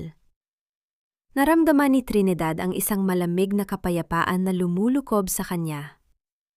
Habang pinapanood niyang pinupiringan ng posas ang mga kamay ni Kenichi, wala siyang naramdamang tuwa. Tanging isang malalim na paghinga ng laya. Nang dumaan si Kenichi sa harap ni Trinidad, habang inilalabas ng mga pulis, tumigil ito ng sandali. Ang kanyang mga mata ay puno ng pagsisisi at pagmamakaawa. Ngunit si Trinidad ay nanatiling nakatayo ng tuwid. Hindi niya kailangan ng salita. Ang kanyang katahimikan ay sapat na para sabihing ang lahat ay tapos na. Dalhin na sila, mahinahong utos ni Leo. Habang hinihila palabas ang mag-ina, ang bawat perlas na nalaglag mula sa punit na kwintas ni Doña Consolacion ay tumama sa sahig, na lumikha ng maliliit na tunog ng pagkabasag. Isang tunog na tila nagmamarka sa huling sandali ng kanilang kapangyarihan. Ngunit sa gitna ng tagumpay na ito, isang tanong ang nananatili sa isip ng mga tao. Saan napupunta si Trinidad noong ang mundong kinagisans niya sa loob ng 15 taon ay tuluyan ng gumuho? At sino ang lalaking nakatayo sa dulo ng ballroom na kanina pa nakatitig sa kanya ng may kakaibang sulyap? Ang malaking mansyon na dati ay puno ng halimuyak ng mga mamahaling bulaklak at tunog ng marangyang tawanan, ay balot na ngayon ng isang nakabibinging katahimikan. Ang bawat sulok ng bahay ay tila naging estranjero kay Trinidad habang pinagmamasdan niya ang mga tauhan ng gobyerno na naglalagay ng mga dilaw na tape sa mga pintuan at nagdidikit ng mga abiso ng kumpiskasyon sa mga antigong kasangkapan. Ang bawat piraso ng muebles na dati ay maingat niyang pinupunasan ay tila nawala na ng kaluluwa. Mga gamit na saksi sa kanyang 15 taon ng pagtitiis na ngayon ay kukunin na bilang bayad sa kasakiman ng mga Villarreal. Sa loob ng kanyang silid, hindi luho ang dinala ni Trinidad. Ang tanging laman ng kanyang lumang maleta ay ang mga gamit sa paghahabi ng kanyang ama. Ang mga kahoy na selyo, ang mga bote ng natural na tina, at ang isang piraso ng tilang hindi pa natatapos. Ang bawat bigat ng kanyang pag-aayos ay tila pagtatapon ng isang mabigat na pasanin. Wala siyang naramdamang panghihinayang sa ginto o sa pilak. Ang tanging mahalaga sa kanya ay ang mga bagay na may bakas ng tunay na pag-ibig at pagsisikap. Samantala, sa loob ng isang madilim at masikip na selda, nakaupo si Kenichi sa gilid ng matigas na higaan. Ang kanyang mamahaling barong ay gusot-gusot na, at ang kanyang buhok ay tila hindi na nasuklay ng ilang araw. Ang bawat tunog ng pagpihit ng susi sa rehas ay nagbibigay sa kanya ng pag-asa na baka si Chantal na ang dumating para iligtas siya. Ngunit ang bawat oras na lumilipas ay tila isang sampal ng katotohanan. Nasaan si Chantal? Tanong ni Kenichi sa kanyang abogado sa likod ng makapal na salamin. Ang kanyang boses ay paos at puno ng desperasyon. Sabi niya ay hindi niya ako iiwan. Sabi niya ay mahal niya ako. Ang abogado ay bumuntong hininga at iniwas ang kanyang tingin. Wala na si Chantal, Kenichi. Ayon sa ulat ng mga awtoridad, bago pa man pumutok ang balita sa gala, nailipat na niya ang malaking bahagi ng pondo na itinira niyo sa isang bangko sa ibang bansa. Lumipad na siya patungong Dubai kagabi pa, gamit ang ibang pangalan. Hindi siya buntis, Kenichi. Ang ultrasound na nakita niyo ay peke at binili lamang sa internet. Ang bawat salita ng abogado ay tila mga martilyo na dumudurog sa natitirang baet ni Kenichi. Napasandal siya sa pader at dahan-dahang napadaustos sa sahig. Ang kanyang tawa ay naging isang hagulgol, isang tunog ng isang taong nawalan ng lahat dahil sa sarili niyang katangahan. Ang babaeng itinuring niyang basura ay siyang nagbigay sa kanya ng lahat, at ang babaeng itinuring niyang reyna ay siyang pumatay sa kanyang kinabukasan. Sa kabilang bahagi ng lungsod, si Doña Consolacion ay nakaupo sa isang maliit at lumang sofa sa bahay ng isang malayong kamag-anak. Ang kanyang mga mata ay nanglalabo habang nakatingin sa telebisyon na patuloy na nagbabalita tungkol sa kanilang pagbagsak. Wala na ang kanyang mga perlas, wala na ang kanyang mga katulton, at wala na ang kanyang kapangyarihan. Ang bawat sulyap sa kanya ng mga tao sa paligid ay puno ng pangungutya. Ang reynang dati ay hindi matapakan ng putik, ay ngayon ay nakalubog na sa dumi ng sarili niyang mga gawa. Naglakad si Trinidad palabas ng mansyon. Huminto siya sa may malaking gate at lumingon sa huling pagkakataon. Ang sikat ng araw ay tumatama sa puting pader ng bahay, ngunit para sa kanya, yon ay isa na lamang libingan ng kanyang mga pangarap. Hindi siya lumingon ng may galit. Lumingon siya ng may pasasalamat. Dahil sa wakas, ang pinto ay nakabukas na para sa kanyang pag-alis. Habang naglalakad siya sa bangketa, dinala siya ng kanyang mga paa sa dating sungdet sa tondo. Nadatnan niya doon si Aling Rosa na naghihintay sa tapat ng pinto. Ang matanda ay may hawak na isang kupas na sobre na tila ba matagal na nitong itinatago. "Trinidad, anak?" Tawag ni Aling Rosa. Ang boses ay puno ng emosyon. "Bago pumanaw ang tatay mo, may iniwan siyang sulat para sa'yo. Sabi niya, ibigay ko lang ito sa'yo kapag nakita ko nang ikaw ay malaya na." Alam niyang darating ang araw na ito. Nanginginig ang mga daliri ni Trinidad habang kinukuha ang sobre. Ang amoy ng lumang papel ay tila nagpabalik sa kanya sa mga bisig ng kanyang ama. Sa loob ng sobre ay may isang maikling mensahe na nakasulat sa magaspang na sulat kamay. "Anak, ang pinakamagandang tahi ay hindi nakikita sa labas, kundi nararamdaman sa tibay ng sinulid sa loob. Huwag kang matakot na magsimula muli, dahil ang bawat pagkapunit ay pagkakataon para sa isang mas matibay na habi. Hihintayin kita sa dulo ng iyong paglalakbay." Napayakap si Trinidad sa sulat, habang ang mga luha ay dahan-dahang dumadaloy sa kanyang mga pisngi. Sa gitna ng ingay ng tondo, sa gitna ng init at alikabok, naramdaman niya ang isang uri ng kapayapaan na hindi kailanman naibigay sa kanya ng mansyon sa Makati. Ngunit habang binabasa niya ang huling bahagi ng sulat, napansin niya ang isang maliit na susi na nakadikit sa likod ng papel. Isang susi na may nakaukit na numero ng isang lumang storage locker sa pier. Ano ang huling regalong iniwan ng kanyang ama na magpapabago sa kanyang buhay sa ikalawang pagkakataon?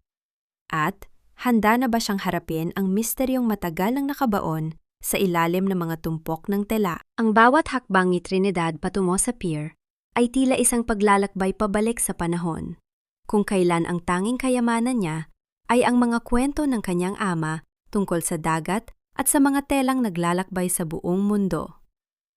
Ang amoy ng alat at ang malansang simoy ng hangin ay humahalik sa kanyang balat, isang yakap mula sa kinalakihang lugar na matagal na niyang ipinagpalit sa malamig na aircon ng mansion.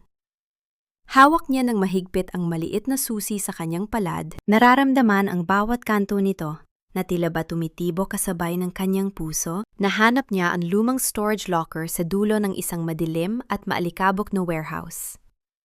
Ang bawat pag-ikot ng susi sa kinakalawang na trangka ay lumilika ng isang mabigat na tunog ng pagpihit ng bakal. Isang tunog na tila nagbubukas sa isang kabanata ng buhay na matagal nang nakandado. Nang dahan-dahan niyang hilahin ang pinto, ang alikabok ay sumayaw sa sinag ng araw na pumasok mula sa maliit na bintana sa itaas. Sa loob, walang mga ginto o mamahaling hiyas. Sa halip, bumungad sa kanya ang mga rolyo ng telang may kulay na hindi niya kailanman nakita sa anumang mamahaling butik sa Makati. Isang uri ng asul na tila ba kinuha mula sa pinakamalalim na bahagi ng karagatan, at isang pula na kasing tingkad ng pagsikat ng araw. Sa ibabaw ng mga tela ay may isang maliit na notebook na gawa sa balat. Ang mga pahina ay madilaw na sa katandaan, ngunit maayos na nakapreserba. Binuksan ni Trinidad ang notebook at doon niya nakita ang mga orihinal na formula ng mga natural na tina na naging pundasyon ng kayamanan ng mga Villarreal. Ngunit may higit pa rito. Nakasulat din ang mga disenyo ng mga pattern na ang bawat kurba ay may kahulugan. Mga disenyong sumasalamin sa kasaysayan ng mga Pilipino, ang kanilang pagdurusa at ang kanilang muling pagbangon. Ang mga disenyong ito ay ninakaw ni Doña Consolacion mula sa kanyang ama, ngunit ang tunay na kaluluwa ng bawat habi ay nanatiling nakatago sa notebook na ito. Isang mahinang hikbi ang kumawala sa mga labi ni Trinidad habang hinahaplos niya ang malambot na tela. Naramdaman niya ang presensya ng kanyang ama sa bawat hibla. Hindi siya iniwan ng kanyang magulang na walang laban. Iniwanan siya nito ng isang sandata na mas matalas pa sa anumang batas.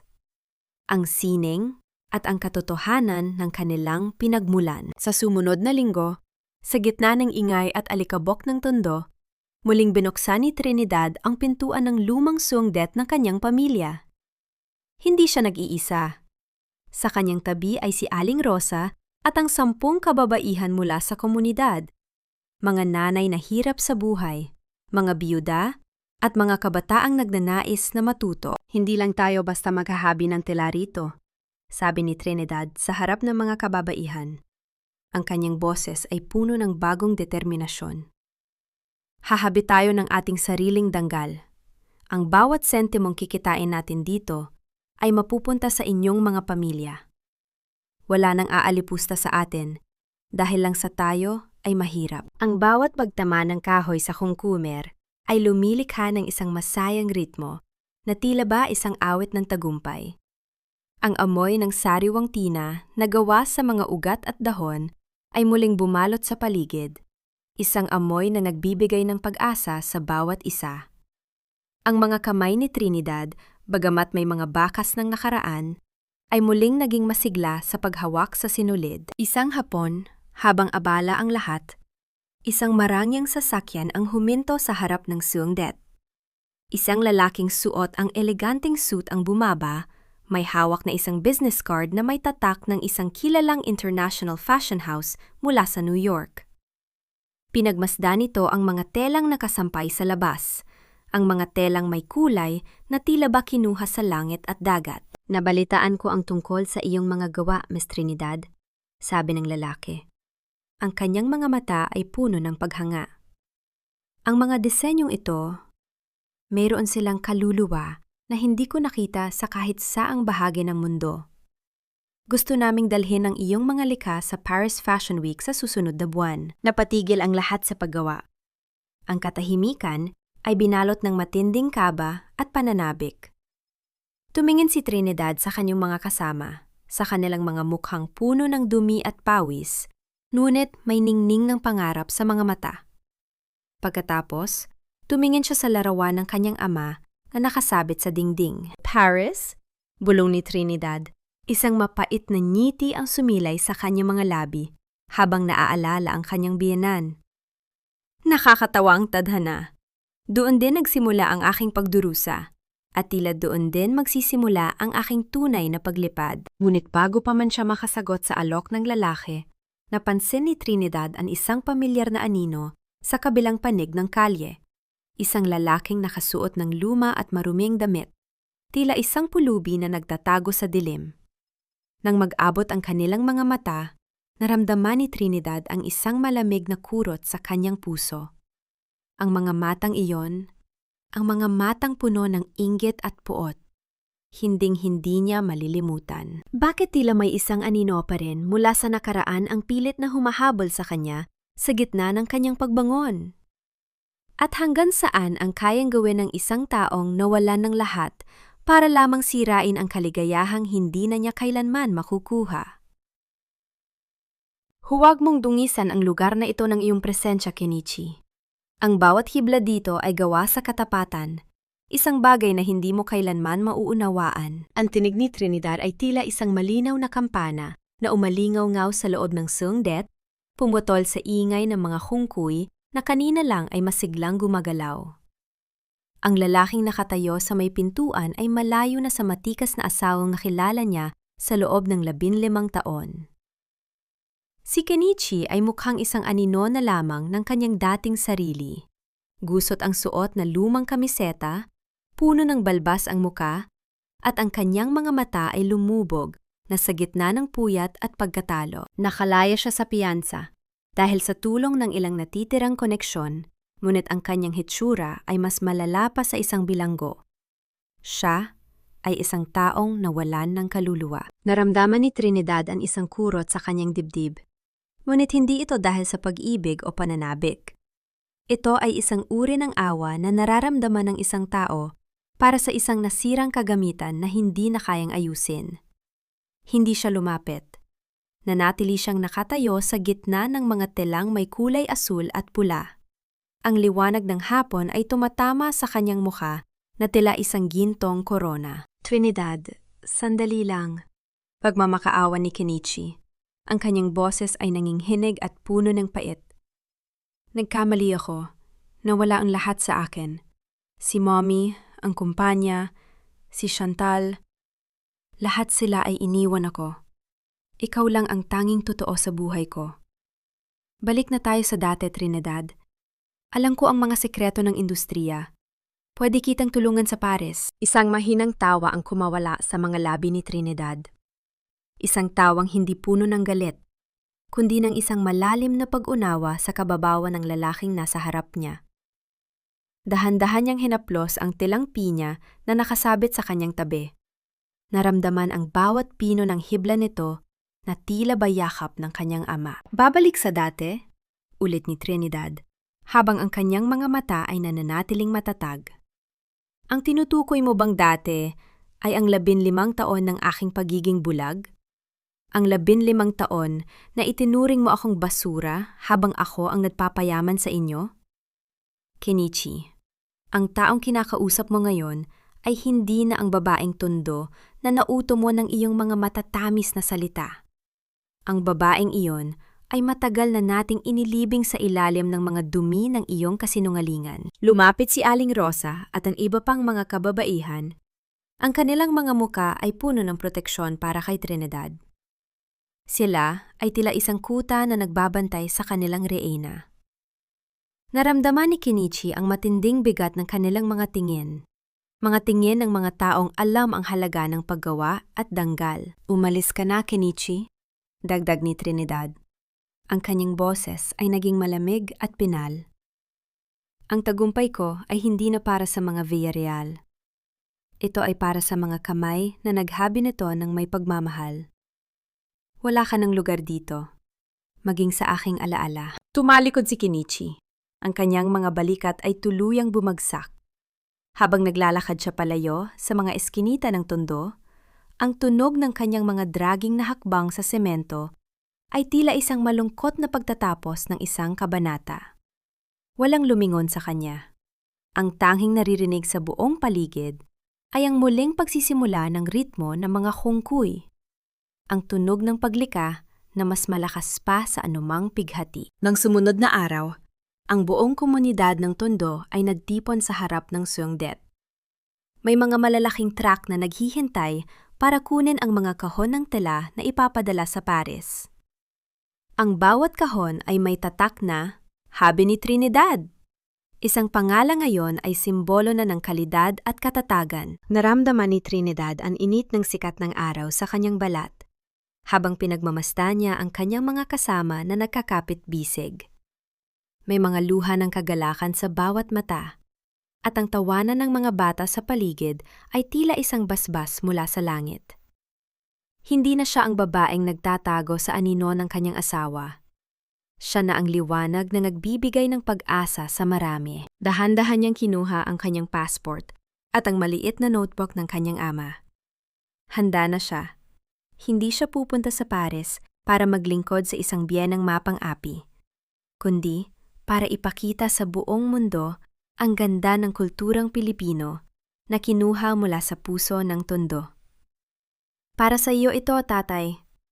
Bulong ni Trinidad habang nakatingin sa asul na kalangitan. Ang hangin ay humiip ng malakas. Tila isang haplos ng pagsang-ayon mula sa kabilang buhay. Ngunit habang papaalis ang sasakyan ni Trinidad patungo sa airport, isang maliit na bata ang tumakbo palapit at may iniabot na isang luma at kupas na sinulid. Isang kulay gintong sinulid na tila nagmula sa isang napunit na gown. Sino ang napadala nito? At ano ang huling mensahe na nais iparating ng sinulid na ito sa gitna ng kanyang ganap na tagumpay? 5 taon na ang lumipas mula nang ang pangalang Trinidad ay naging paksa ng bawat pahayagan at bulungan sa mararangyang silid ng Maynila. Ngayong gabi, sa ilalim ng nagniningning na liwanag ng Eiffel Tower sa Paris, ang hangin ay may dalang lamig na humahaplos sa kanyang balat. Ngunit hindi na ito ang lamig ng kalungkutan na dati ay bumabalot sa kanyang puso sa loob ng mansyon ng mga Villarreal. Suot ang asang marangyang terno na gawa sa pinong hibla ng pinya at sutla. Isang likhang sining na nagmula sa mga kamay ng mga kababaihan sa tondo. Nakatayo si Trinidad sa gitna ng entablado ng pandaigdigang Fashion Week. Ang bawat palakpakan ng mga tao ay tila mga alon ng dagat na dahan-dahang humuhugas sa bawat bakas ng sakit at pang-aalipusta na kanyang dinanas. Wala na ang mga tanikala ng utang na loob na dati ay nagpapayuko sa kanya. Ang kanyang tindig ay kasing tatag ng mga hungkoy na kanyang muling binuhay. Sa isang sulok ng silid, nakita niya si Attorney Leo na nakangiti sa kanya. Isang tahimik na saksi sa kanyang mahaba at madugong paglalakbay mula sa dilim patungo sa liwanag. Hindi na siya ang linta mula sa tondo na tinawag ni Kenichi. Siya na ngayon ang reyna ng sarili niyang tadhana. Ang babaeng nagtahi ng sariling korona mula sa mga punit-punit na pangarap. Samantala, malayo sa kinang ng Paris, sa isang maliit at madilim na bahagi ng isang pampublikong ospital sa Maynila, nakaupo si Doña Consolacion sa isang sementadong silya. Ang kanyang dating makinis na balat ay tuyot na, at ang kanyang mga mata ay wala ng ningning ng kayabangan. Wala siyang suot na perlas, wala siyang mga katulong na nag-aabang sa kanyang bawat utos. Ang tanging kasama niya ay ang kanyang sariling anino, at ang bigat ng kahihiyang hindi na niya kailanman mabubura. Ang bawat balita tungkol sa tagumpay ni Trinidad ay tila isang dulo ng karayom na paulit-ulit na tumutusok sa kanyang natitirang danggal. Ang reynang ayaw tumapak sa lupa ay ngayon ay tuluyan ng nalimutan ng mundong dati ay pilit niyang binibili. Si Kenichi naman ay nananatiling bilanggo ng kanyang sariling mga maling desisyon. Sa likod ng mga rehas, ang bawat gabi niya ay puno ng mga alaala ni Trinidad. Ang kanyang lambing, ang kanyang pagtitiis, at ang kanyang talino na binalewala niya para sa isang panandaliang pagnanasa.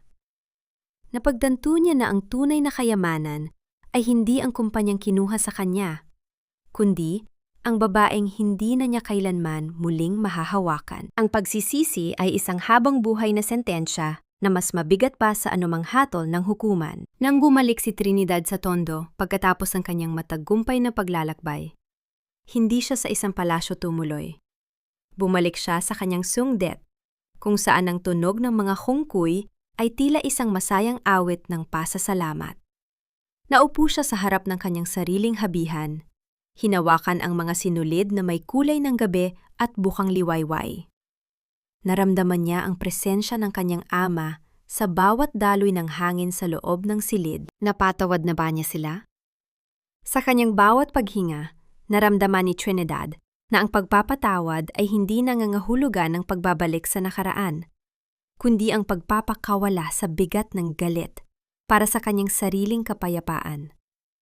Pinatawad niya sila hindi dahil karapat-dapat sila, kundi dahil karapat-dapat siyang mamuhay ng walang pait.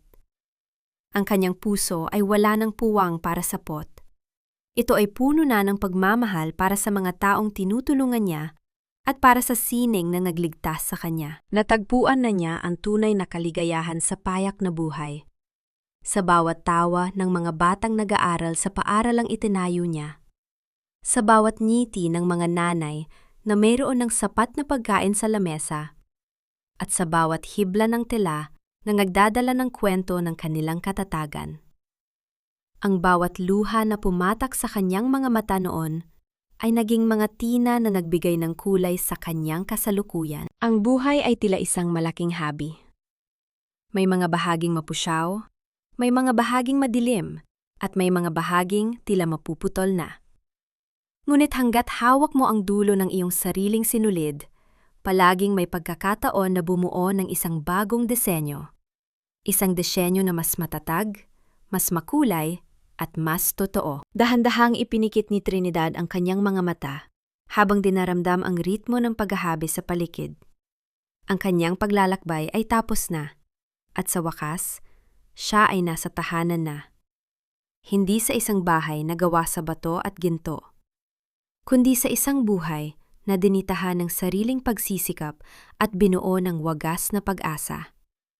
Ang bawat hibla ng kanyang luha ay naging isang matibay na sinulid ng pag-asa na hinding-hindi nang muling mapuputol. Ang huling hibla ay naidugtong na, at sa wakas, ang telang dumaan sa matinding pagkapunit ay naging isang obra maestra ng kalayaan. Mga mahal kong tagapakinig, maraming salamat sa pagsama sa amin sa mahabang paglalakbay na ito ni Trinidad. Habang sinusulat ko ang bawat eksena, hindi ko mapigilang mapahinto at mapaluha. Lalo na sa tagpong nanginginig ang mga kamay ni Trinidad habang tinatahi ang damit ng kanyang biyenan sa gitna ng pagod at pagkagutom. Habang unti-unting nadudurog ang kanyang mundo sa harap ng screen ng kanyang telepono. Ang kwentong ito ay hango sa mga totoong damdamin at mga lihim na pakikipagsapalaran ng maraming kababaihan na tila nakatali sa isang buhay na hindi sila pinahahalagahan. Sa sining ng paghahabi, ang bawat himulmol o buhol sa sinulid ay hindi depekto, kundi bahagi ng tibay ng telang dumaan sa pagsubok. Sana ay naging paalala ito sa inyo na kahit gaano pa man tayo napunit ng mga pagtataksil at kawalan ng katarungan, may kakayahan tayong ayusin ang ating sariling mga tahi at bumuo ng isang buhay na mas matatag at mas makulay. Sumang-ayon pa kayo sa naging desisyon ni Trinidad na tuluyang iwan ang lahat ng karangyaan para sa payak na buhay sa Tondo? Kung kayo ang nasa kalagayan niya, magagawa niyo rin bang magpatawad nang hindi bumabalik sa nakaraan? Nasaan man kayo ngayon habang pinapakinggan ang dulo ng kwentong ito? Marahil ay nagluluto ng hapunan, nagtitiklop ng mga damit, o baka tahimik na nagpapahinga sa dulo ng isang nakakapagod na araw.